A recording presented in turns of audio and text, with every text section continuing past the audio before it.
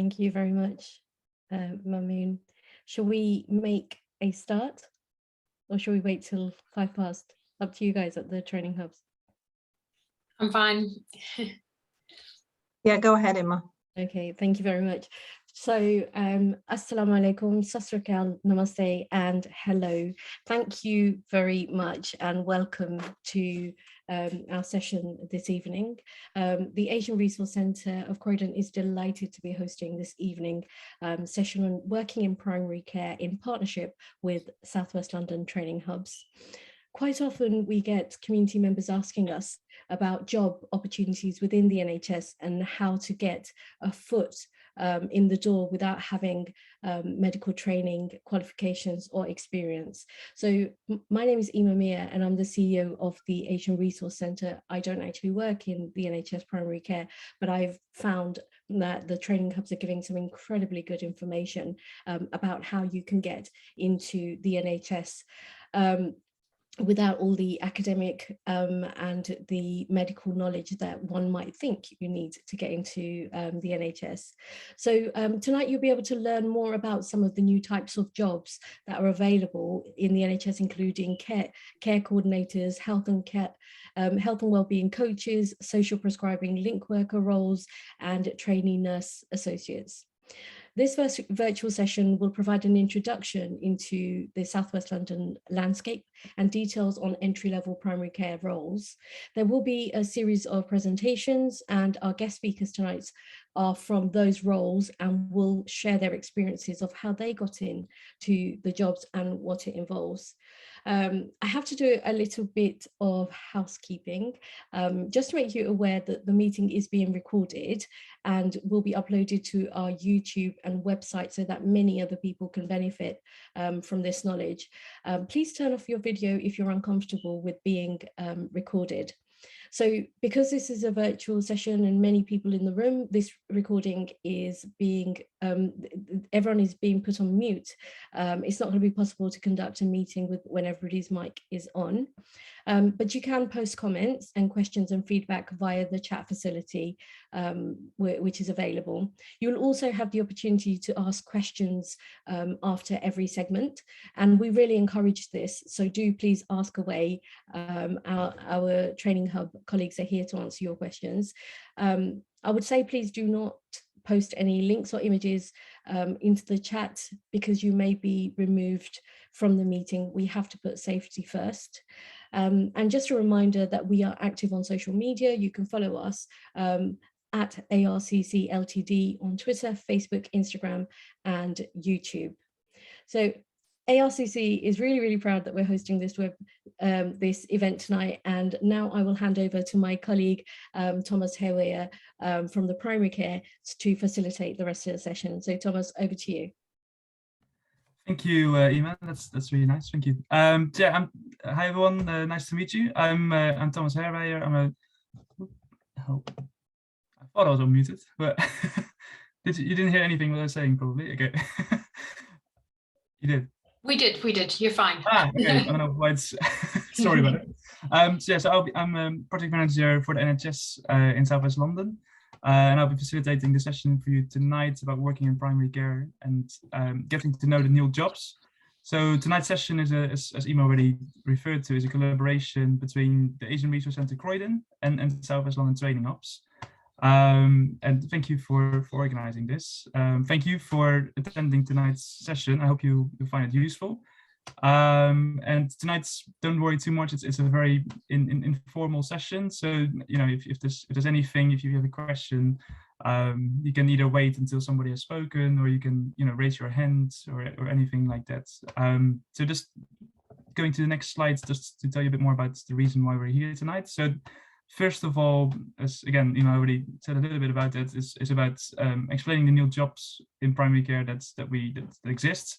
And then sort of explaining what those jobs involve. So, you know, everything that you need to know about that. So to see if it actually will be of interest to you. If it is of interest to you, where can you then apply for those jobs? So that's something else that we'll be looking at tonight. And now those 3 points basically help you in Croydon to see if there's any jobs locally that you want to apply for, and how to do that.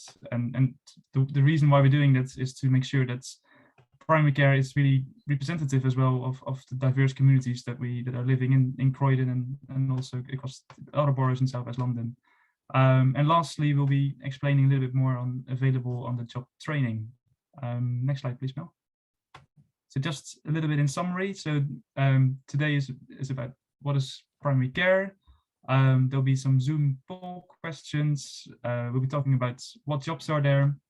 Again, where do I apply? We've got some really good guest speakers for you tonight, and you'll be given the chance to ask any questions to them, and obviously they'll be able to answer those questions to you or anybody else on the panel as well. And then we'll finish the evening with some final Zoom poll questions, just to sort of see what did you think about the session, and is there anything else that would be helpful for you in the future. So just the next slide, please, Mel. So yeah, so tonight's session consists of 2 parts. In the first part, we'll be talking about primary care in South West London. So just, some of you might have an idea about what primary care is, but in this first part, we'll tell you a little bit more about it, and really trying to give you as much as an overview as we possibly can. And then having done that, we'll then go to the second part, and that's going to be much more interactive, where we'll be introducing those new roles that I just discussed. So we'll start with Kunal Trivedi. He's a care coordinator in Croydon. We'll then go to Lorraine Badibatswa, and I hope I pronounced that well. She's a social prescribing link worker. Then we go to Caroline Haynes, who's a health and well-being coach. And then we'll finish off with Anyoza Oziki, who's a training nurse associate. So I'm just going to hand it over to Mel now. Thank you, Thomas. So just to start off with the evening is really to explain what is primary care. So we talk about primary care a lot. What do we mean? Primary care, another way to think of it is your GP practice. It is the first place that you go to access healthcare. After you've gone to your GP, you might then go to a hospital, which is often called secondary care. And then we also have the third part of healthcare community, where sometimes longer term care and treatment can take place. So what we're really talking about this evening is jobs and opportunities in primary care, that's in general practice in South West London. So this slide's there just to explain what part of healthcare are we talking about. We're not talking about the hospital bit, we're talking about the general practice bit. Thank you. And I'm going to hand over now to Aruj. We're going to do a bit of a Zoom poll with everyone. Thank you. Is this me? I think, yeah, Aruj, should I just stay on this slide on the making sense of primary care? Okay, thanks. Sorry, Mama, I think it's a Zoom poll now. Yeah. Okay, sure. So I'll bring up the poll. The first poll. Thank you. I hope everyone can see it. Uruj, if you want to just go through it. Yes, so thank you everyone for joining. So it's just a really quick icebreaker. If you can see that on the screen, which borough do you work in? Obviously, the assumption is that you're going to be from Croydon, but we might have some from others. Other areas. I don't think we do today. Predominantly, it's Croydon. There might be some from all over South West London, but it is looking quite clear evident that you are all from. Oh, okay, we've got one from Merton. Excellent. So Merton, Richmond, Sutton, Croydon, Kingston, Wandsworth are the 6 areas that make up South West London. We've got one from Sutton. Excellent. I mean, obviously this is with the ARCC based in Croydon, but it was open to anyone from any area of South West London. Okay, that's a good one, Mina. Thank you very much. So you live in Sutton but work in the city. That's great. Thank you. Okay, I think that is great. We can end that poll, and we've got one other question for you, please.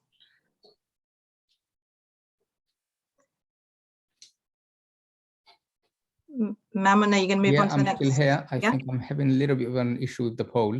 No worries at all. Can we come back to it in a few seconds while I try and fix that? Yeah. Please. Should I continue? Yes, please continue. Yeah. Okay, all right. Okay, can you still see the screen that says making sense of primary care? Okay, so next slide. So this is Southwest London. So I've just mentioned how general practice it is GP practices, and that is primary care. So that's a little bit about definitions and the language that we use. In Southwest London, we have 6 boroughs, as Uruj just mentioned. They are shown here. So in those 6 boroughs across Southwest London, we have 179 practices, 179 GP practices. And those GP practices are also grouped together.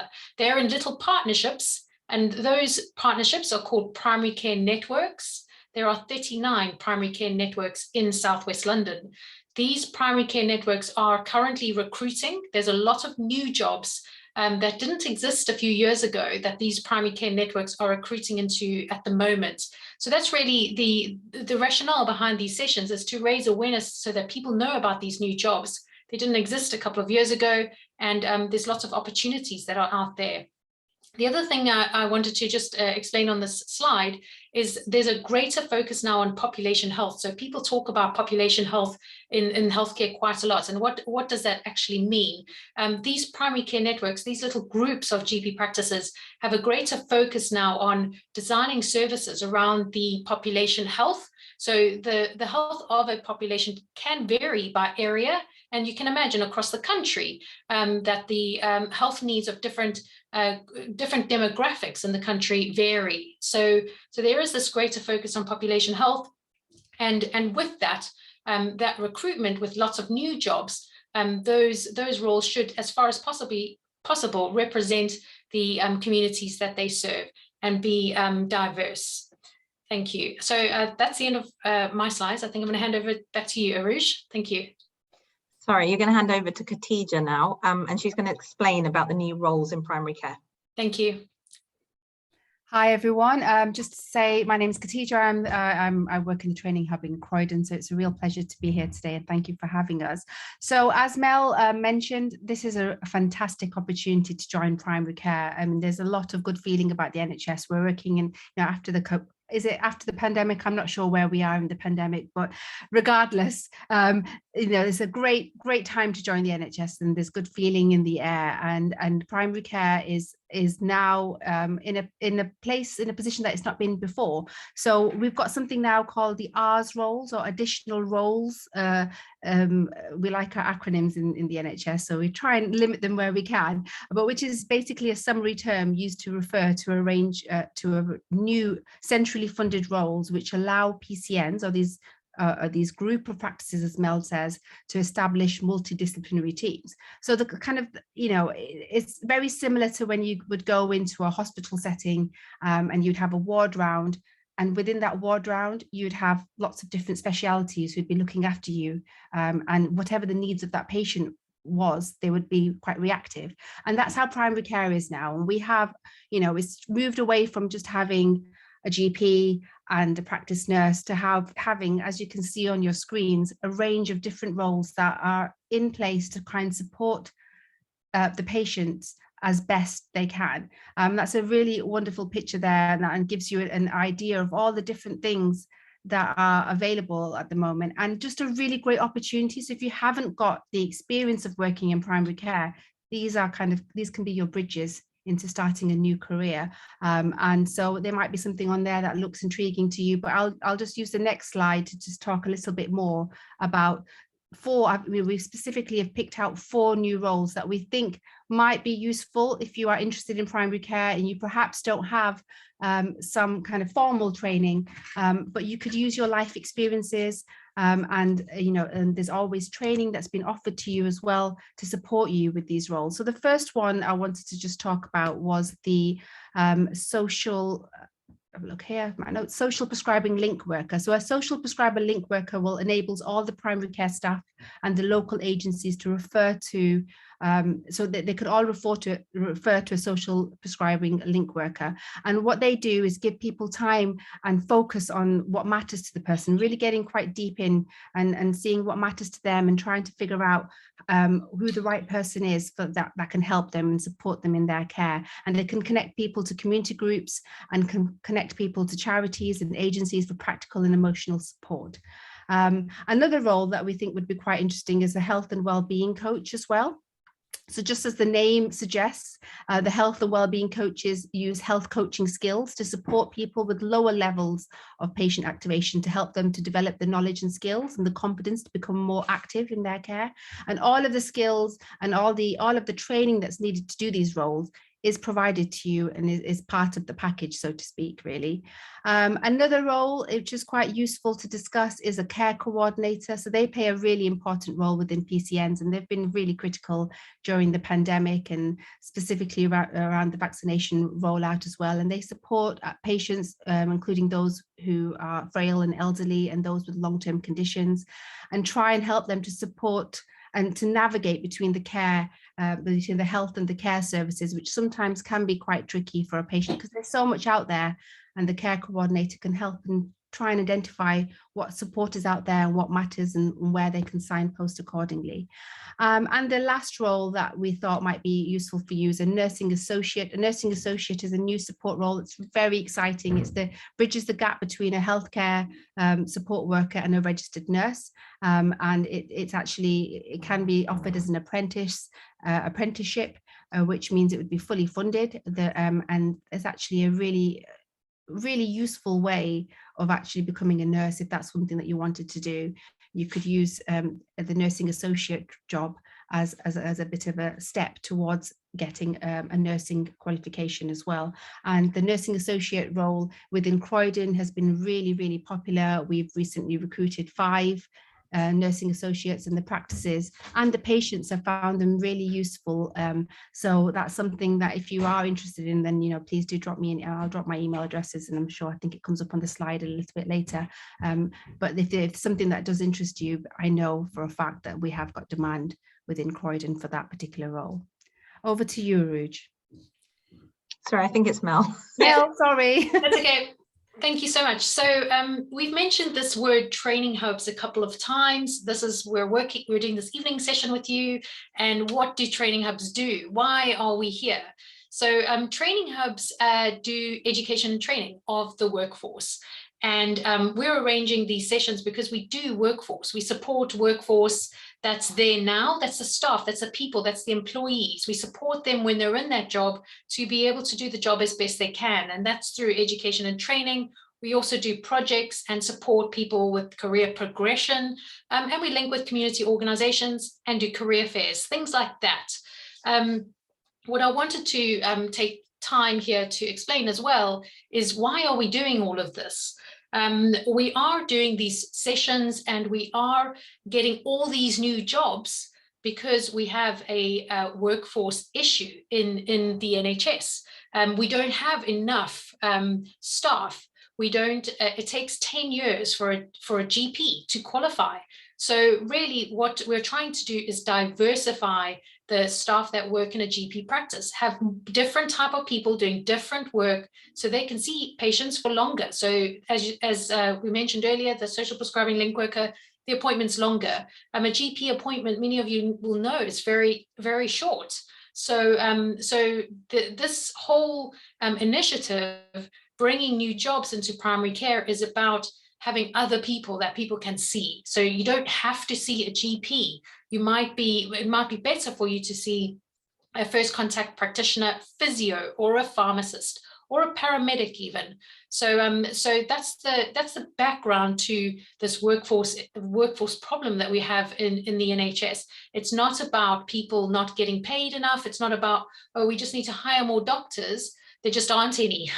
So this is about what else can we do, and it's about bringing in new roles in to support the extra demand that is on the healthcare service at the moment.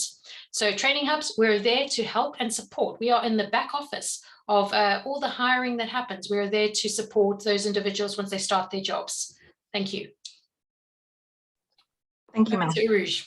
Thank you.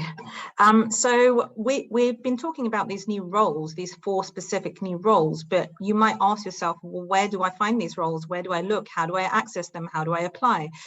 So we've put a slide together with some links to possible recruitment pages. Don't worry about scribbling these down, because the slide deck will be sent to you after the session, so you will have access to these links to look at your leisure. But we're looking at websites such as Indeed or Charity Job. Obviously, there are kind of more popular ones that are aware that you might be aware of, like NHS Jobs, but there are kind of GP practices or your GP surgeries are almost like small businesses that in the way that they operate, and so they don't necessarily warrant lengthy application processes. So they are posting their vacancies on websites such as these, and are asking for CVs as opposed to filling out applications. So it's always worth having a look through websites and seeing whether there's something that might pop up that you'd be interested in. Next slide, please, Mel. So volunteering is also a great route into work experience. So you might ask yourself, well, here are these jobs. I don't necessarily have the right experience for them, but we're looking at life experience. We're looking at transferable skills that you've picked up along the way that might be useful for these roles. And then the NHS will provide you on-the-job training to train you up. But having said that, you might think that you would like to volunteer somewhere and gain that work experience. So again, we've put together a couple of websites that you can access when we send you the slide deck afterwards for opportunities to gain that volunteering experience. Not only that, we've also got volunteer centres per borough. So you might specifically look at the Croydon one because you're based in Croydon, but others might look at other ones of those 6 areas within Southwest London to access anything that you think might be relevant to gain experience in. Like I said, again, we'll be sending these out to you, so you will have direct access to look through these and see what might be relevant to you. At this stage, I believe Maman is just going to put up a Zoom poll, just one more question, so that we can gain a bit of feedback from you live on the session. Thank you. So have you ever considered a career in primary care? A nice, easy one. Yes, no, unsure. So have you ever thought about applying? Have you ever seen a job that's been relevant? Do you think you could do something that you've seen online? Or are you unsure? It's not your cup of tea, or this is something new to you. The whole point is, it's populating a lot for yes and not as much for no. But that's fantastic. Either way, we hope that with this session, you'll learn something and you'll take something away. And when you do receive that slide deck, that you do access those links and believe in yourself to go and apply for these roles. Thank you very much. I'm now going to pass you over to Thomas, who is going to introduce the speakers for the second half of this session. Thanks very much. Thanks, everyone. That was a great introduction, I think, as a first part of tonight's session. Yeah, so we're going to part 2 now of tonight's session. So I'll introduce you first to Kuno. So Kuno is a care coordinator in one of the primary care networks in Croydon. Kuno is very passionate about helping others, like helping patients. He loves to solve problems, and he also loves to achieve his targets that are set for him. So over to you, Kuno. Hello, everybody. It's nice to be here. Good evening to everyone. So my name is Kunal Trivedi. I work as a care coordinator based in Croydon. Our PCN is called GPNet 5. And I'm here to really talk about my role and also promote it so that we have people apply for these jobs. But as I know, there's lots of opportunities out there for this role and the other roles which are being advertised as well. So I'm going to talk briefly about what a care coordinator does. Care coordinators link patients in with the primary care team, so doctors, nurses, healthcare assistant, helping patient with information, based on the needs. Could be anything, like simple as helping with the appointments, booking appointments with hospitals, having more information on a new diagnosis, so things like that. So it's an evolving role. That's what a care coordinator does, is provide that coordination to the patients across the primary care setting. So the roles can vary depending on their practice needs and the PCN needs. So we could basically have some practices who have a lot of care homes. So then there are care coordinators who will mainly look after the patients who are in care homes. Then we also have patients that are on the disease registers, like diabetes, hypertension, to name a few.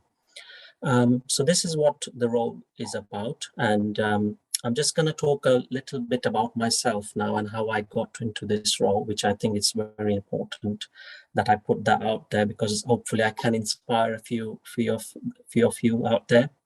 So I mainly started my career working in retail, and then I sort of worked my way up to be in the management position, and I did that for about 10 years, and I worked in different locations and in different store sizes, and it was really beneficial. But then it got to a point where I wanted a bit of a work-life balance. So I thought, what could I do potentially? So what I did was I managed to find one practice which was able to offer me opportunity to work 1 day a week.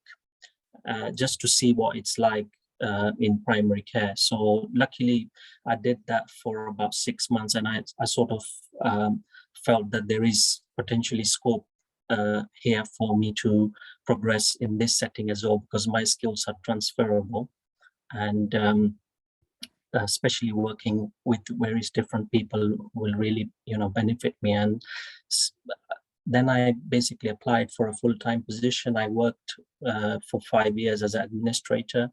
And then in 2020, these new roles came about. And when I read about this role, I thought it's something I would really like to do, and I could make a difference. So I basically, I applied, and I got through the process, and I got the role. So that's how, that's a bit about the care coordinator myself.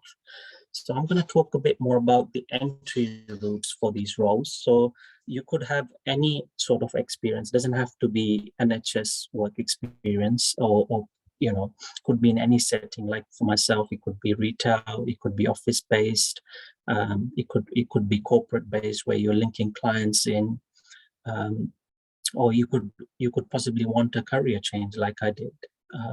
So what I did was, obviously, before applying for this role, I did do preparation. So I looked at the job profile, looked at the job responsibilities, possible interview questions that I could get, and what sort of skills are required. And basically, I took a chance. It's not easy changing careers or being somewhere for a certain amount of time. It's not easy, but you've got to take a chance sometimes. And once I applied, I got through the interview process, and I thought it was a really, really good career move. Next slide, please. So in terms of training, like Mel said, Aruj said, there's training hubs are there. They are there to support us. And we are currently going through this personalized care training, which is provided by these training hubs. And, we are really learning a lot on these training courses. So that's always going to be ongoing from the training hubs. But there's a lot of training that goes around in practice. So I've had to do some shadowing with certain members of the staff to get to know how things work in the practice. There's been some online modular trainings which are mandatory, which I've done. But the main two ones are self-learning and learning from mistakes. So I'm not afraid to make mistakes, but at the same time, I want to find solutions. That's why I love to solve problems. And end of the day, I want my job or whatever I do to reflect on certain things. So that's why I love figures and I love data. So that's about the training part. Can I have the next slide, please? So just going to talk briefly about what it's like for me on a daily basis. So mainly for our practices, we are looking to promote cancer screenings. So I'll be calling up patients proactively, promoting these cancer screenings, encouraging them to take part in this, which will obviously help with the early diagnosis and for patients to survive for longer. We also look at patients who have been referred urgently for cancer and making sure that they have been seen by the hospital, or if there are any issues, then we would flag these to the practice teams. And also, like I said, giving patient information, being that buddy for them, and really just working out what's really important to them at that point of time. And just, if I can't help, then I would link in with the relevant person who can help those patients. So that's what day is like for me, and it's not the same, it's different every day. Can I have the next slide, please? So this one, how I link in with the wider team. So what I do is I try to take part in the practice meetings. I go to our network meetings where I get to see people from different professions, and also it gives me a chance to talk about what my role is about, and whether I could be of any help with the patients that they are seeing, and there is some collaboration working going on there.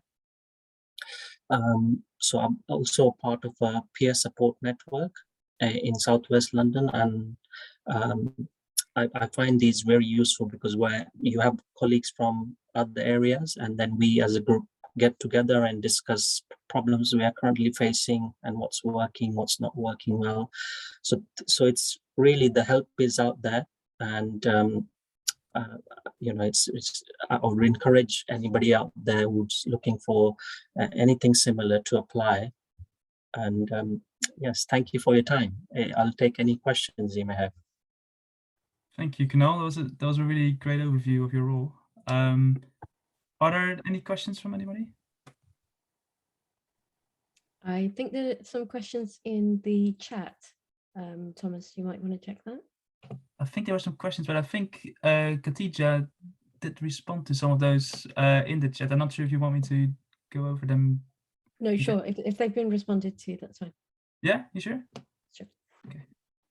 There were some really great questions actually, and I think Khatija is sort of taking it on board and sort of trying to help them out further in that way. If there's no questions for Kunal, I do have a question. Yeah, sure. What is sort of like, how are you helped as well in sort of further career progression opportunities, and what sort of further support do you get? Because this is a new role, and so sort of the picture, the image we've been given is it's going to be an evolving role, but evolving in a sense that there could be different work out there for for the different practices that we form part of. What I remember is that we are a network, but within a network there is 5 different practices that if there are even larger networks. So there's definitely scope out there for progression, but at this point of time it's difficult to say where it could lead to. But personally, I keep my options open, and I would suggest same for anyone else, because opportunities can come at any point. It's just a fact whether you're ready to take that or not. And so I sort of try to learn everything as I go along, but it's important to keep up with information as well. So I really try to educate myself on what's happening, and I hope that I at some point I can progress on to other greater things. I mean, to be honest, it sounds like you got a great role, so you don't really need to. Thank you, Thomas. Are there any other questions from people? Please do ask questions because I'm happy to answer, and please don't hesitate. I've actually got a question. How Yeah. did you find the application process? Because some of the experiences we've had is applying through the NHS website is fairly difficult. It's got quite a lot of questions. But if you go through another source, like a community source, you might find it easier, and they've got a different application process. Which one did you go through, and what was your experience like for the application process? Yeah, so I went through the NHS jobs website, and yeah, like I would agree with you, it does ask a lot of questions and you sort of have to fill this in. But I just want to take you back to what Aruj mentioned earlier. So, there are a lot of employers out there just asking for CVs. So, there are other avenues to apply. There are other forms to apply, but I found my process to be quite straightforward. I had applied. Within a couple of weeks, I sort of got an email to say whether you would like to come for an interview. I agreed the date and time, and then I went for the interview. It was a very, very informal interview, I would say. And, it was an opportunity for me to know whether these are the right people to work with, and for the employer to also know whether I'm the right candidate or not. So, yes, there are variations, I will agree, but these are very minor things in the bigger picture of trying to get a job and trying to, get into this primary care setting. So you have to go through these hurdles, and hopefully, people can, get a job, basically. Thank you. Thomas, there's a couple of more questions that are in the chat. I'm not sure if they're related necessarily now, but Jay Patel's asked a question on your views on how non-UK workers from overseas, which is possible now on the shortage occupation list under code 6145. What can you share your views on that, and if those people can apply to these jobs? And then there's a few more questions as well. I think in terms of who can apply or can't apply, it would be difficult for me to say, but I'm sure there's a lot of opportunities out there. There's a lot of vacancies that I've personally seen.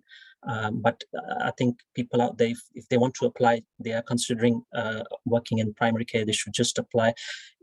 Worst thing comes is, it would be a no, you're not eligible, but at least they could get through the, get through the application process and find out what is actually required. Because certain job vacancies, they do give you the information which sort of people are eligible and can apply. I can see Khatija, thank you, Kunal. Khatija has her hands up. Yes, thank you.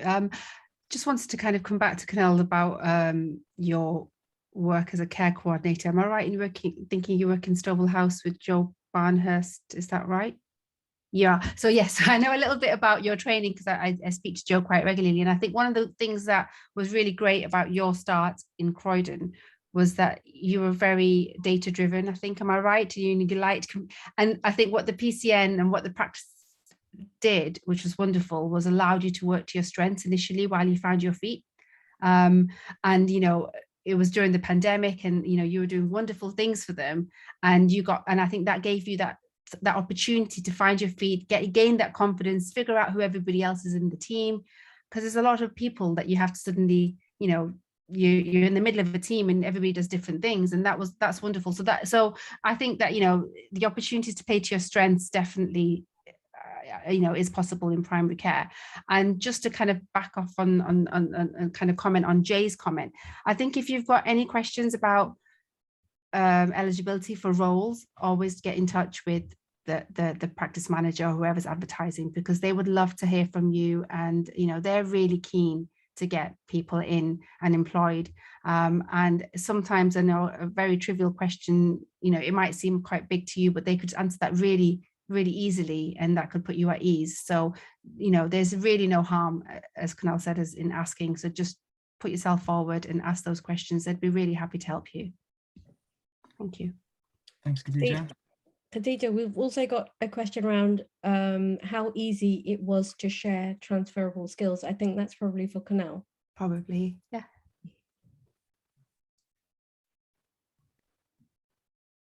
You're on mute, Canal. Sorry.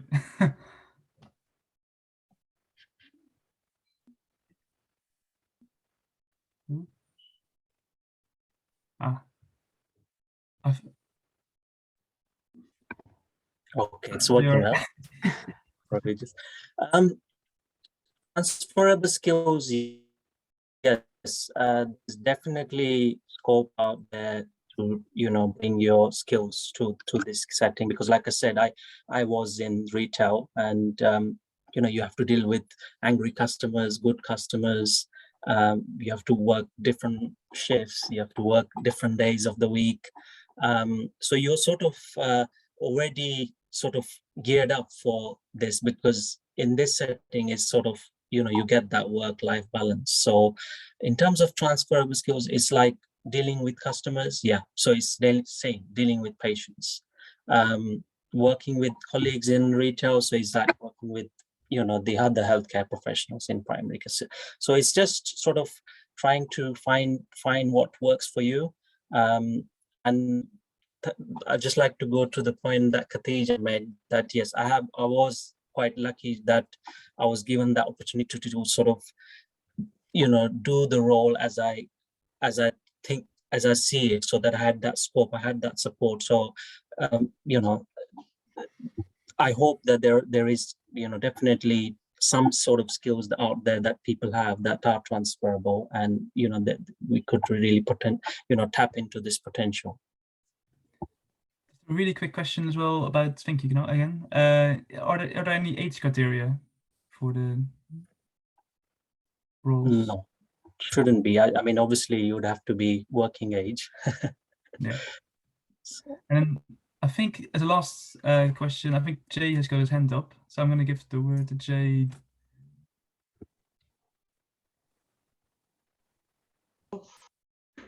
Can everybody hear me? Yes. Yeah.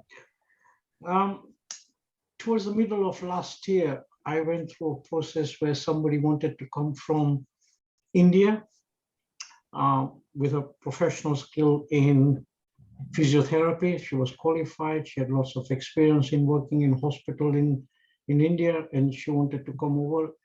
And she managed to then get an application sorted out with Isle of Wight. I don't know why she chose that location, but she managed to get into, and I forget the name of the hospital. Is it King's College Hospital in Isle of Wight? But helped her a lot with the visa application, with accommodation in Isle of Wight, and a number of things. And I thought the support I received from the hospital who were looking after the recruitment process from overseas, she was absolutely wonderful. She took care of a lot of things for me in order to make sure that this person who arrived in UK had everything arranged for her, including the day she arrived. She had the accommodation ready for her, which I helped her out with the estate agent and so on. So there is support available for people to come from overseas. And the reason I asked the question about the social care workers and other primary care workers is that the government last month in January announced that they are easing up the process for overseas workers with as little qualification to come here, especially to fill the gaps on the code that I put in, which is SOC code 6145. So what I wanted to know from you guys is, under that particular section, is there a role for ARCC to play and try and recruit these type of people? I'm interested in care coordinators, and we are interested, and I'm sure Emma might have spoken to you about it, but also the social prescribing link workers as well, to go into people's home and take care, which I know you call it as a secondary under community, but that's what the focus is from my point of view, because I know very little about primary care.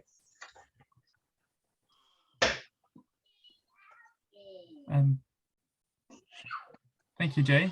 I'm sure there's a role that's ARCC can play. It's probably, Emma, I don't know if you want to say anything. Yeah, so with the care coordinator roles, there will be some vacancies through ARCC. So we will be recruiting 2 care coordinators, and that will be directly linked up with the NHS and working with the multidisciplinary teams and the PCNs and all those that wonderful presentation that where we heard about how things are changing. So we will have a role to play in it. I know there are some roles being recruited by organizations like CVA, Social P, Enable, and Surrey Physio and their social prescribing role. So there are community and other organizations out there recruiting on behalf of the NHS. So and also what was interesting was around the volunteering opportunities.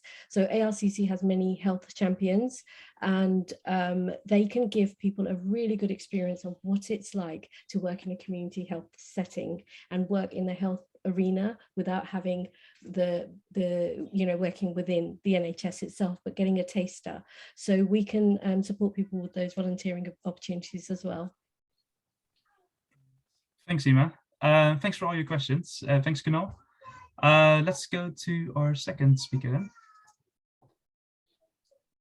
It's gonna remove the chat function again. So yeah, so the second speaker is Lorraine Podipatswa. And Lorraine is a social prescribing link worker for Croydon North PCN. And she's been doing that for over 2 years now. And she's got a lot of other experience as well, for example, in training and education. And she's very passionate about supporting and empowering other people. So over to you, Lorraine.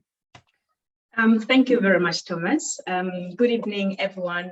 It's such an honor to be here today to come and talk about my role, which is something that I'm really passionate about. So my name is Lorraine Podipatswa. I'm the social prescribing link worker for Croydon North PCN. I've been working with the PCN since 2000, working part-time. And today I had induction with another PCN. So from today, I've actually taken on the role on a full-time basis. So my background is training, it's education. I was a teacher before. I was an NVQ assessor before as well. I have also worked in health and social care. I've worked with elderly people, children and young people. I've also worked as, I've also have background in community development and engagement. I used to work as an ABCD community builder, which means asset-based community development. So it was basically working in the community and supporting residents to set up community projects, which is kind of interlinked to social prescribing as well. So how did I get into this role? It was basically through word of mouth. I heard from someone that, you know, the PCN was recruiting for a social prescriber. So I expressed my interest. I said, look, I'm interested in it. Could you please let me know how I can apply? They just advised me to send my CV in. I sent my CV, and then the following day they called me for an interview. Again, it was a very informal interview. They were more interested in, you know, how we can support people, really coaching them to be more responsible for their own life, you know, to be more independent instead of them relying on professionals or relying on services, because their main priority is really people not calling the GP practices frequently, even when they don't really have a medical need. So yeah, they were really more interested in that, which I was able to put across based on personal experience and experience working with different people from different backgrounds as well. So yeah, that's how I got into the role. Next slide, please. Yeah, so basically what is social prescribing? As we said, it's really about, you know, supporting our patients with non-medical issues, social problems. So it's really helping them to improve their health and well-being, to be able to take control of their own life. We do this by connecting them through community organizations, community activities, community groups, sometimes some organizations as well. And we really support them, like I said, with social. We are very clear when we have like consultations, as we call it. We have consultations with the patients. We are very clear that, you know, we support with non-medical issues. So this is all about social prescribing. On the next slide, we will talk about some of these social related issues. Next slide, please. So these are some of the social issues that we come across as social prescribers. These are just some of them. It could be housing issue as well. It can be broad. It could be someone who is facing eviction and they just don't know where to start.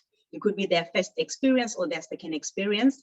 Another housing related issue, it could be someone who is homeless, rough sleeping on the street. It could be someone who is having problems paying their mortgage. Maybe for different reasons, they might have been a relationship breakdown, or there might be an issue over a property. It could be someone whereby, you know, there is fighting of property between siblings. They will come and ask for support at the GP practice. So it can be broad when it comes to housing issues as well. Or it could be someone who has been living in temporary accommodation for a very long time, or someone who is in accommodation that is not suitable for their medical needs. So we find different ways to support them. And other issues, it's school-related issues and lots of children experiencing bullying at school. And then sometimes it's non-attendance as well. And sometimes it could be that the parents are not happy with the way the school is dealing with their child issues. It could be issues that the child has got special needs and they are not getting the support that they need. And then we have got parenting issues as well. And with parenting issues, it's mainly, you know, the teenagers. It could be challenging for a parent to deal with the teenager, or it could be a new mom who has never had a child and they find it quite overwhelming. And home adaptation as well. It's mainly about some people, they might say, oh, because of my healthcare needs, I'm not able to get into the bath. I now need to do what? If occupational therapist, if they can come and adapt the bathroom so that I'll be able to use it, they could change the bathroom to a shower, a walk-in shower. And then with benefits application, it could be someone who's applying for universal credits, or the most common one is personal independent payment, which they call PIP, and disability living allowance, and social care needs as well. It could be someone who has got complex health problems and it's having a huge impact on their daily life activities. Form filling, it could be a form PIP application form that needs to be filled. It could be the educational healthcare plan that needs to be filled. Domestic violence, it could be someone experiencing it. And debt as well. A lot of people are experiencing debt. So we find ways to support them. Mobility equipment, somebody might need a scooter, a mobility scooter, or they might be having one and they want to change it. A blue badge application, some people might not know how to start even apply for a blue badge application, then we direct them on how they can do that. It could be someone experiencing a lot of anxiety, stress, and depression. We find ways how we can support them. And the list goes on. And I mean, we all have experienced all these problems and other social problems. You know, this is something that most of us, or almost everyone, has encountered either directly or indirectly. So you never know who walks through that door to come and ask for help from you. It could be a professional walking through the door. It could be a social worker. It could be a nurse really having a serious health social care problem. And then you have to work with them and find ways that you can support them to really, you know, find their feet on the ground or find ways to manage their problems. Next slide, please.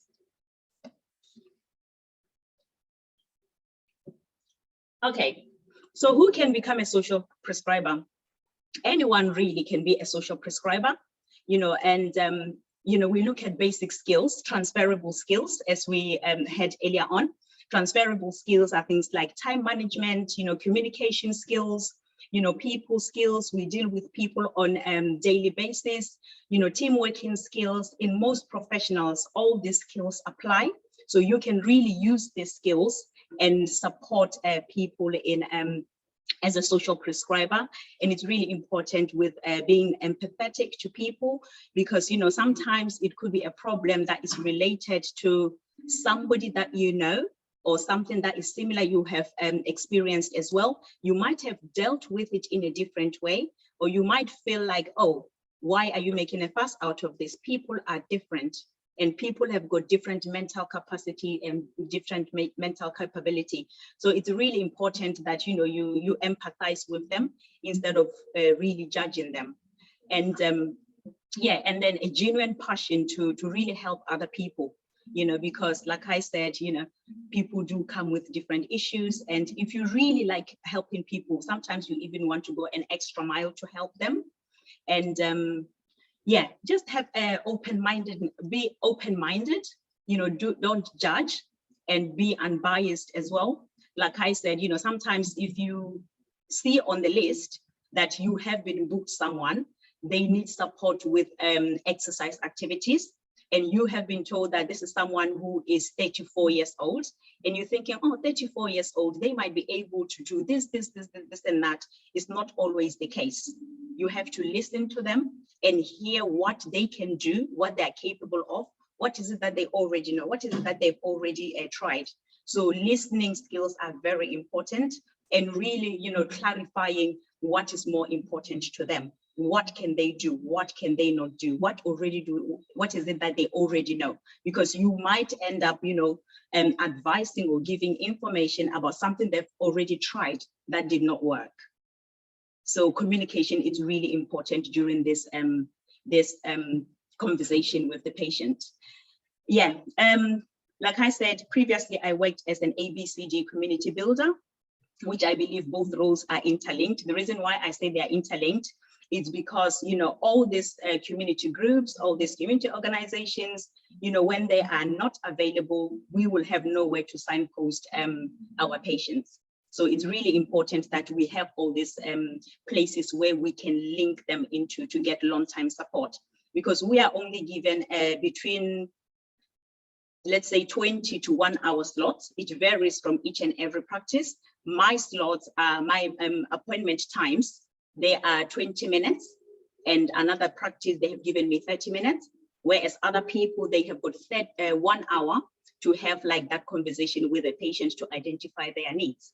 So yeah, it's really important that we have this this connection into the community to be able to signpost. We can't do long-term, we can't really do intervention in this role. We have to signpost to other organizations. Some organizations, they give like short-term support, like British Red Cross, they will support someone with their needs for 6 weeks, and Age UK as well, they will support between 6 to 12 weeks.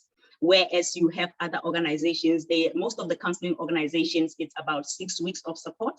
Whereas there are other organizations like social services, they might, social worker might support someone for maybe a year or 2 years until they have got like a plan in place on how they can get on with their lives.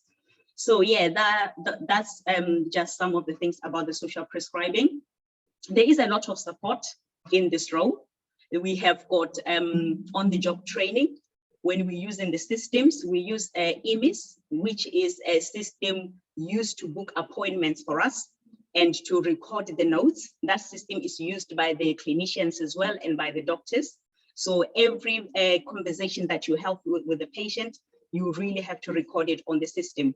It's evidence of what you have done, and other professionals, they can actually refer to what you have done with that patient.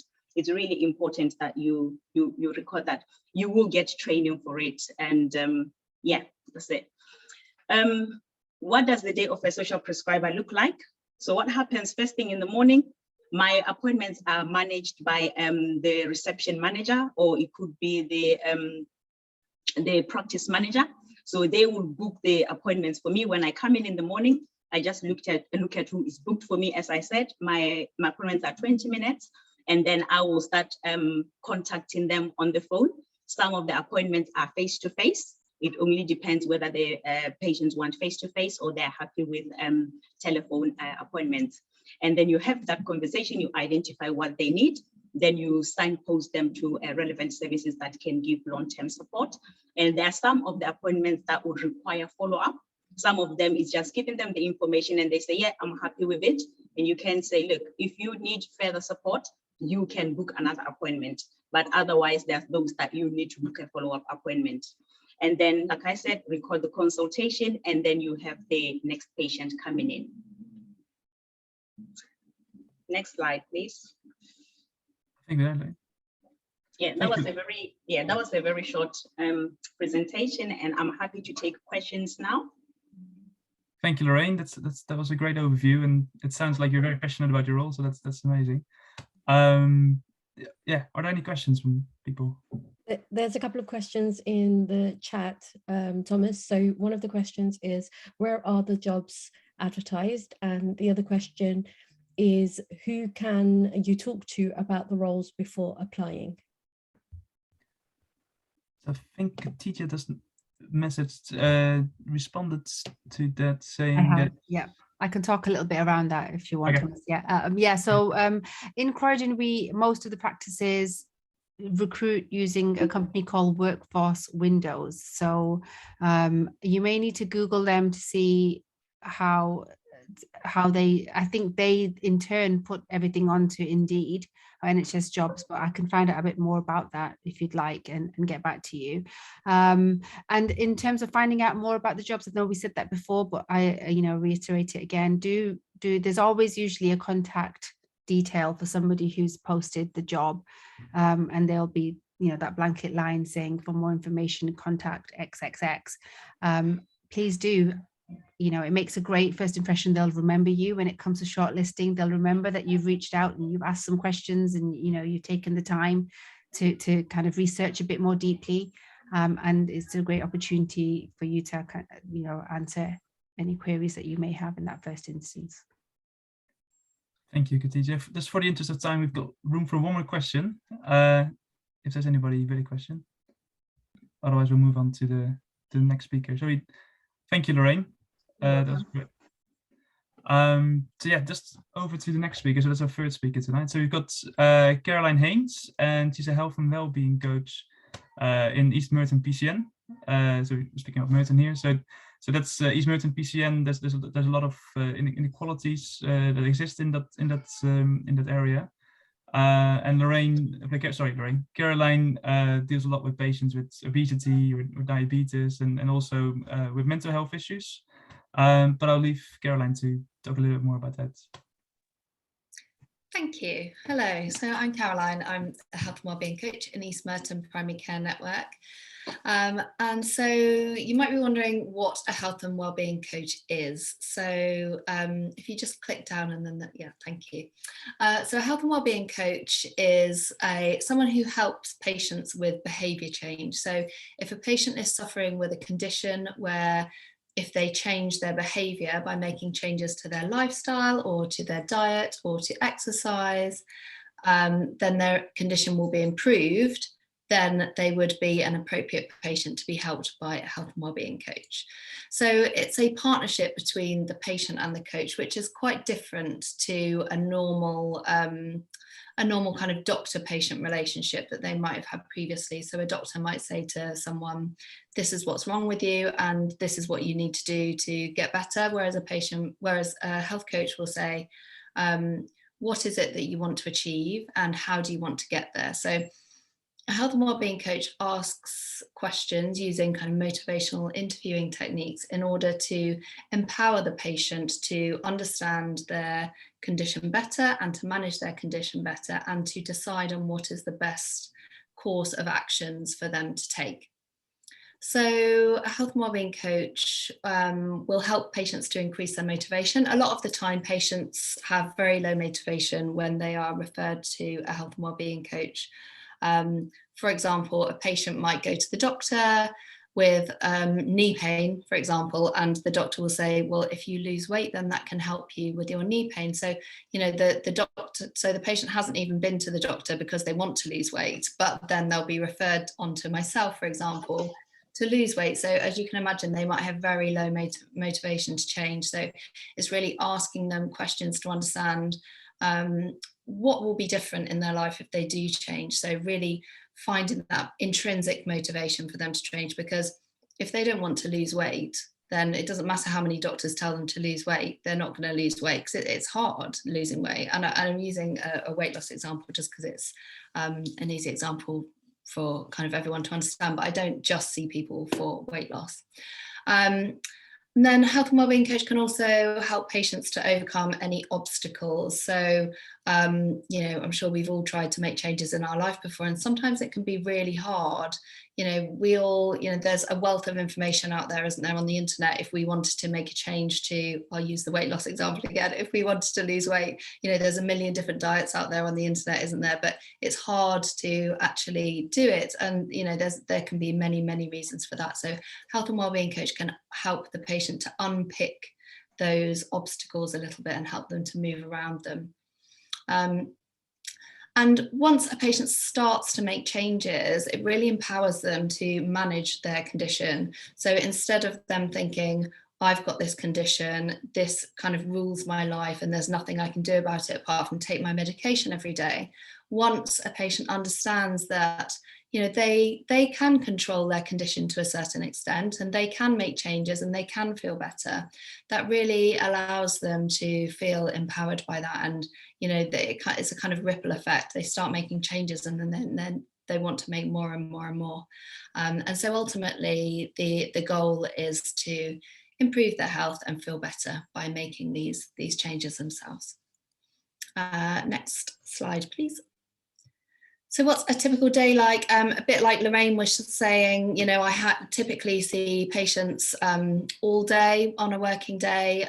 They'll either be booked in by reception or they might be booked in by the person that's referring them, or if I've seen them before, then I will book them in. I see patients for a series of appointments usually. So obviously at the end of an appointment, I might then book in their next appointment with me. I usually work one-to-one with patients. I do some groups, but primarily I work one-to-one, and I will nearly always see my patients face-to-face as well. But there are plenty of health and wellbeing coaches that work virtually, so either over the phone or with video calls. So it just depends on what PCN you work in and what technology is available, and also whether there's rooms in the doctor's surgery available, because there's quite often doctor surgeries are quite tight for space because there's so many new roles there. So once I have a consultation with a patient, I'll then, you know, write up their medical note, write up their notes. And another kind of part of my day is having regular meetings with other staff in the practice. So it might be the social prescriber or the care coordinator or other members of the team. And then I also have a little bit of time blocked out each day for admin time. And during that admin time, I have a kind of waiting list of patients. So I'll work my way through my waiting list and call patients, tell them about health and wellbeing coaching, see if they want to book in to come to see me. And then, as Kunal was saying earlier, there's loads of support out there for care coordinators and social prescribers and health and wellbeing coaches. So I might often have meetings with other health and wellbeing coaches in my area or even nationally. And, you know, we do that to kind of share ideas and discuss challenges, because as these roles are so new, you're right at the beginning of the journey of, you know, setting up these services, and there's many kind of different challenges that come along with that, but also there's a huge scope to be able to shape these roles and shape the services as, you know, you see fit. So it's a really exciting time to be in these roles. Next slide, please. So these are the type of patients that are referred on to me, and these will be different depending on what PCN you work in and what the population health challenges are. Primarily, I see diabetic patients, so type 2 diabetic patients. So see, their condition can really be helped by what they eat and also exercise. Same with obesity, high blood pressure and high cholesterol. You know, they can all have really good a really good impact if you change your diet and lifestyle and exercise, etc. So I see a lot of patients with those conditions. I also see a lot of patients with stress and depression and anxiety. Those patients, I would say, I usually book slightly longer appointments for, because I would say there's usually slightly more to kind of talk about and unpick. And it's usually not quite so clear cut what the kind of action steps should be, what they should do in order to take themselves on their journey towards their goal. And then I also see some people for smoking, but that's a very small percentage. It's mainly mental health and weight loss. Next slide, please. So what happens in a health and wellbeing coaching session? So first of all, I mean, in the first session, I'll really dedicate that to developing rapport and making sure that the patient knows that this is a partnership rather than the healthcare professional relationships that they might have had in the past, and really getting them to understand what health and wellbeing coaching is. And I really just listen to, what has brought them up to this point in their health, and then what do they want to achieve? So if they imagine themselves in, a year's time, 2 years' time, where do they want to be with their health, and what do they want to have achieved? And so we'll set some goals for them. Then we kind of understand what is going on for them at the moment, what's getting in their way. So, why aren't they, why haven't they done the things that they want to do already in terms of their health? Because they might say, well, I want to be able to exercise more. I just want to be able to eat in this certain way, and I just don't feel like I can. So what are the things that are getting in their way? Then we'll discuss all the different options that are available to them. A lot of the time people might feel that, they've tried everything and nothing's going to work and there isn't any options. But actually, when you talk to people a little bit more, actually all of these options do open up, and people really, I think, value that. So we'll discuss the options available, and then people will pick what route they want to take.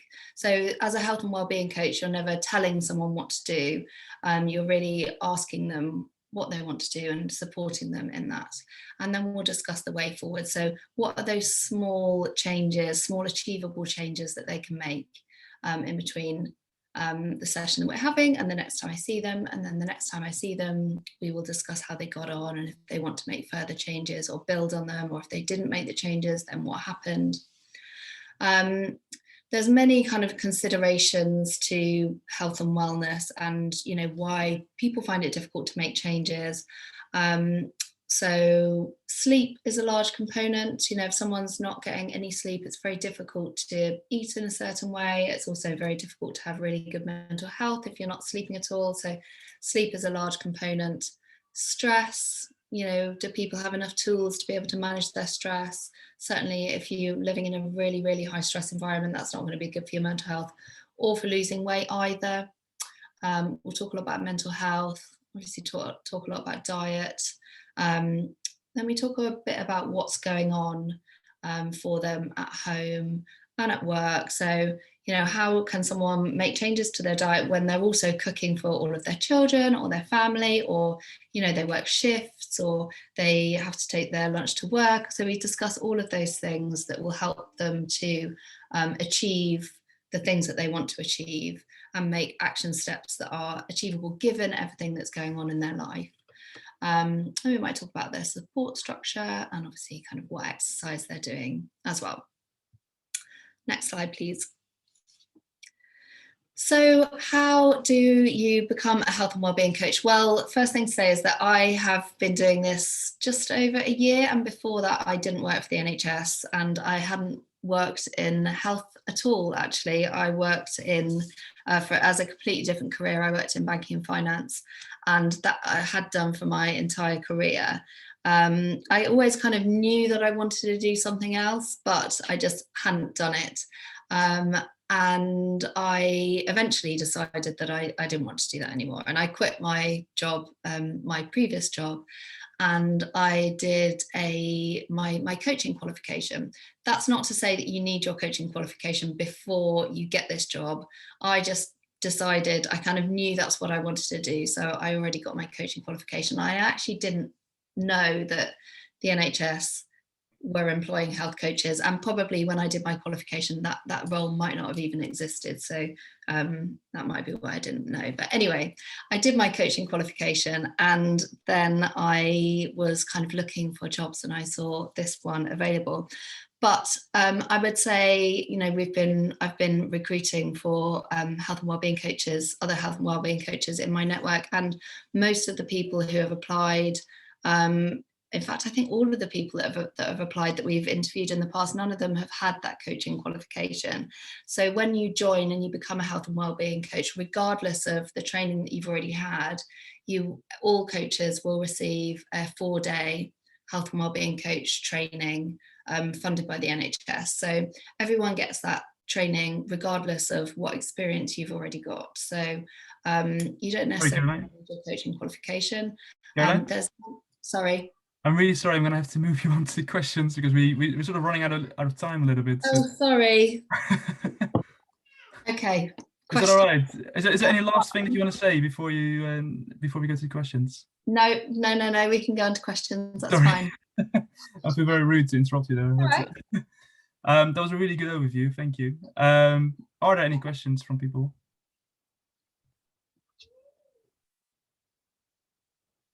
I see Lorraine has her hand up.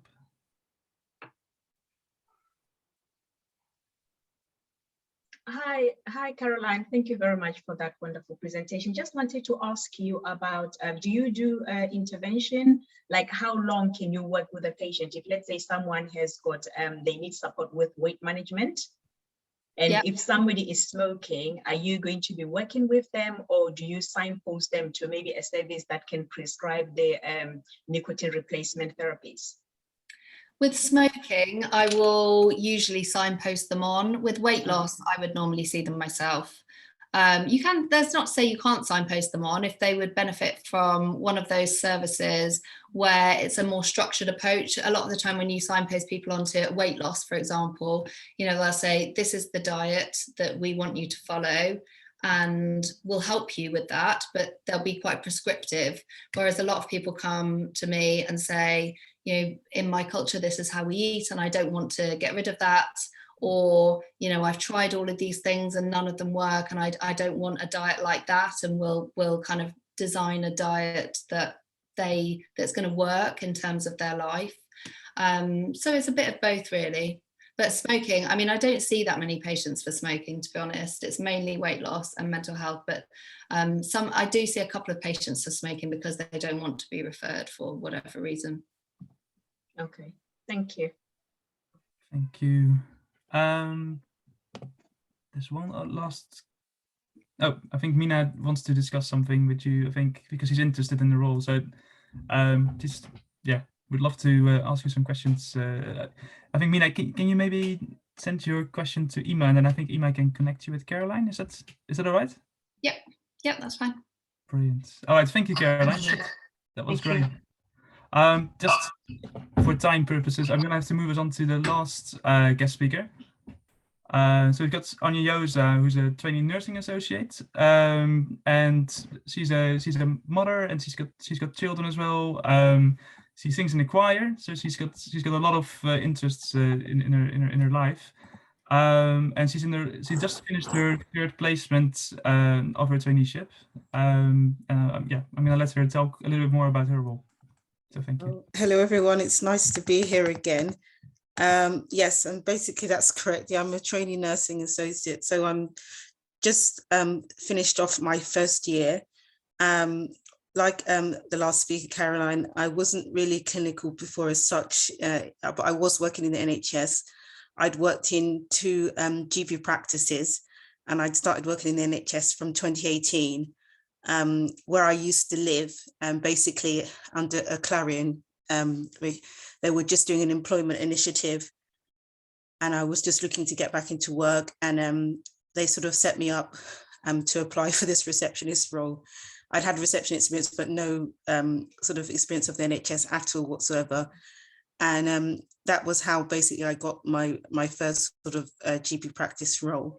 Outside of work, I was also a first aider, and became first aid trained, also dealing with certain stuff along the line. I felt I was started doing stuff that you can consider clinical anyway. And I just felt I'd sort of had that passion to sort of help people and sort of spot signs of, when someone was unwell, whether they're my family member or somebody else. So, I would just sort of instinctively kind of know what to do and, have that observing look. And then, I just felt, and then I felt as I was going on in my role as a receptionist, I was given other opportunities like to organise a patient feedback survey and sort of be, the lead on taking control of that, and, interact with patients. Along the line as well, I'd become a Dementia Friends champion, which is a volunteer position where you speak and you engage with carers, and you speak with the patients. And I just started having more sort of interaction with the patients rather than just on reception. Another thing that also made me interested in nursing is I was helping with the flu vaccine clinics, and it asked some of the receptionists to come and help with the coding. And I just thought I really like this. I started to be interested. I thought, okay, well, let me at least try and be a HCA first. So one of my the first practice I was at, we set up this helped set up this HCA protocol, because we found that the nurses that we had, they were sort of being booked up for other things really. And so we thought stuff like maybe a health check or new patient health check, maybe we could, some people within the reception staff could be trained, discussing with the practice manager to do that. And so with one of the doctors there and one of the other reception staff, and in liaising with the nurse, we did set up a HCA protocol. I didn't actually become officially HCA there on my first practice role. However, I did do some HCA duties, so I learned how to do prescriptions, dealing with prescriptions for patients, and I covered the prescription coordinator when she went on sort of grandmother's maternity leave. And yeah, that was quite successful. And from there, I began to have more interest in medications and how me learning more, I'll be able to do more for the patients, because as you find in primary care, there tends to be a shortage of appointments sometimes. And there was only sort of so much I could do. So that was my motivation for possibly looking at training other stuff. So again, I was looking at HCA vacancies. I first heard of the Training Nursing Associate program, but then I wasn't able to apply for it at that time. So later on, it came up again. When I moved on to the second practice that I was at, the role came up again. So I just decided to apply. I didn't actually know whether I'd be successful or not. I was considering, as I said, just doing HA stuff. So they got back to me and said I was successful, and I was offered the position pending on a successful university application. And fortunately, that was also successful. So I began with my post. That was last year in March. So yes, it is a 2-year, thank you for changing the slide. It is a 2-year nursing course. A nursing associate, a lot of people just think, what is that then, So a nursing associate, that is sort of in between, as it were, HCA and a fully registered nurse. In the general practice setting, the nursing associate would actually do a lot of what the practice nurse was originally doing on qualification. So it's a 2-year course, and the first, and it was quite good for the first year. Basically, you would be doing more or less, well, in my case, more or less HCA duties. Then the second year, they'll be preparing you to do more of the things, like sort of ECG and wound care, and holistic care, sort of, and sort of liaising more with other staff. You know how to liaise with them. You liaise with social prescribers, health and wellbeing coaches, the doctors. You'd support the HCA, and you'd be sort of liaising with the nursing, the registered nurse. The advantage of this role is that you don't have to take a loan out. You get paid a salary. You are released. You have time, basically in your working time, to do studies, basically, so that you don't obviously have to do it all in your own time. It's not supposed to be like that. And you are supported during the training. You have a cohort, which with other colleagues, which are in different settings, apart from just a GP setting. And you have a day release during term time. During the pandemic, I found that was online as well, which was also helpful. And obviously from there, you can either top up to be a fully registered nurse, or there's plenty of other opportunities from what obviously the traditional nursing role used to be, and obviously what the apprenticeship used to be. So, regardless of your age or your background, if you have those qualities, it is a good opportunity to develop yourself. Yes, thank you very much. So I don't know if you have any questions. Oh yeah, sorry, this is the third slide, sorry. So I'll just explain. So yeah, as I said before, you can, after you qualify, you get a PIN. So you'll be on the NMC register. Well, you'll be recommended to be on the NMC register. All being well, you get a PIN, just like a nurse would. And you'd also be able to apply for a top-up to be a fully registered nurse, as I mentioned, if you like. Thank you so much, Anyosa. I'm sorry to that it has to be. That's okay. We're reaching almost the end of the session already. So if there's one question, and then we probably go to the last three polls, sorry, of tonight's session, and then that will be the end of tonight. So if there's one question, and then we, or not. Probably best to go to the polls if that's okay. Yeah, that is absolutely fine. And if there are any questions, please ask them to Ima, and then we can connect you with Onyosa. So sorry, thank you so much, Onyosa. So just moving on to Urush, please. Thank you, Thomas. Mamun, I think that we have the next poll question, please.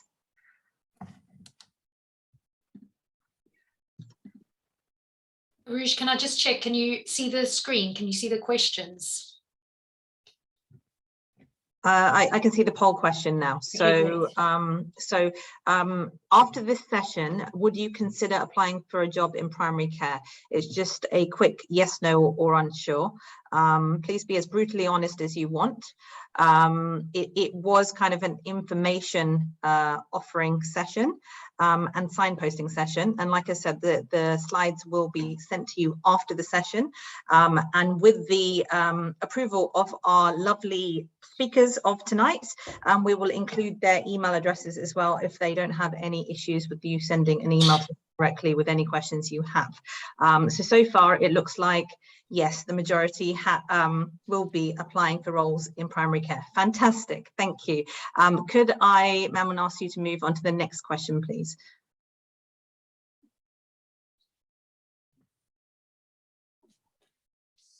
Question 4, I think we want. Yeah. Thank you. So what was the most useful part of the session? So it's a multiple choice.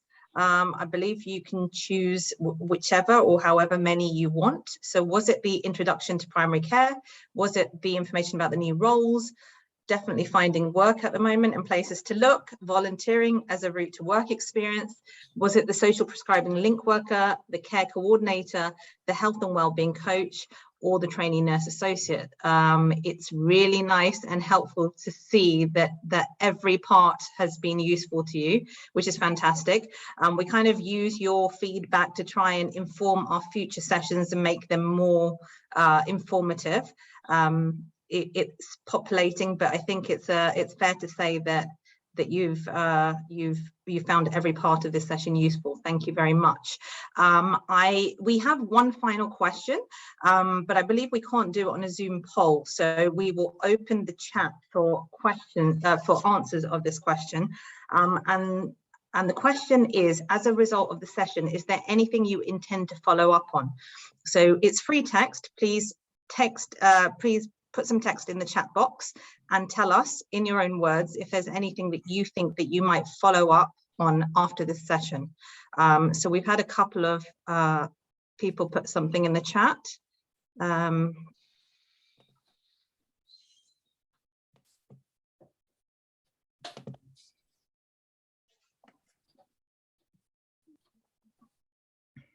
Perfect, we'll just wait a few. Okay, social prescribing link worker, excellent, thank you very much.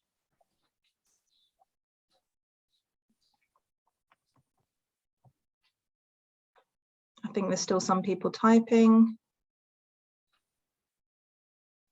Okay, so the care coordinator, excellent. The social prescribing link worker was popular, thank you. Our aim was to show that these 4 roles are very attainable for you with life experience and transferable skills. And they don't necessarily require a lot of education and specific training because you will be provided training on the job. Useful links given for vacancies, thank you. Social prescribing link worker, excellent. I think I'll just give it 1 or 2 more seconds, and I think that will be the end for us. Okay, the health and wellbeing coach and the trainee nurse associate and the volunteer work, excellent. I'm just going to recap once again that we will be providing the slide deck to you, so you will have access to those links, and we will provide information for you. But if you do think of any questions after the session, then ARCC will be providing an email address to you, and they will then send those questions over to us, and then we can send you the responses in return. I think that is the end of the poll. Thank you so much. I'm just going to pass you over to Emma to wrap up the session, but from my side, thank you so much for attending. Thank you very, very much, Uroj, and everybody else who spoke tonight. So the summary of the session, we had some great presentations tonight. It's really good to hear some real life experiences of people who are doing the job, talking about what works, what doesn't work, the support that they're getting from the training hubs. We heard tonight about primary care is in a position like never before. Additional jobs are available, which come with full training, which is amazing. ARCC will be supporting recruitment, as I said, for some of these roles within the community too, which shows the new and exciting partnership that is developing with the NHS. These sessions are being done because there is a need to diversify the workforce, and there is a need to support the extra demand in the NHS right now. So in essence, your life skills, your transferable skills, along with training, will allow you to have a thriving career in the NHS. Again, community groups can help you to develop those skills and get some work experience through the volunteering programs that we've got. If you're interested in becoming a health champion, come and speak to us at ARCC and we'll be able to help you with that. We know going into a new or changing your career can be scary, but as Kunal said right at the beginning, you have to give yourself a chance. So take a chance. The slides will be emailed to everyone who attended, along with the email addresses of those who spoke tonight. And you can ask your questions to us at info@arccltd.com, and then we will direct them to the training hubs. So with that great news that there will be many more jobs and a variety of roles coming up, let me close by thanking everyone tonight who attended, contributed, presented and hosted the meeting, especially our primary care and training hub colleagues for a very informative session. Have a good evening and I'll see you at the next one. Uroj, are we good to close the meeting? Yes, we are. Thank you very much, everyone. Thanks very much, everyone. Bye-bye. Bye.